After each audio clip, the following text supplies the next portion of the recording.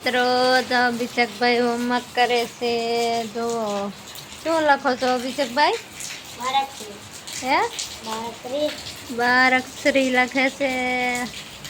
શેની બારકશ્રી લખે? બારકશ્રી ઓલી ઇંગ્લિશ કલમ ઇંગ્લિશ ને લખે છે. જરા જો મિત્રો વરસાદ સુરતમાં ચાલુ છે.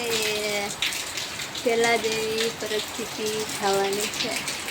જો વરસાદ આજ અમારી મેચથી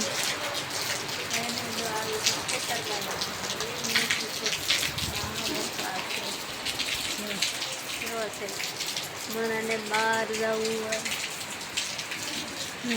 હોય કાલે લેવા જવું હોય મિત્રો તો બહુ જ વરસાદ છે મિત્રો. વરસાદ કેવો છે?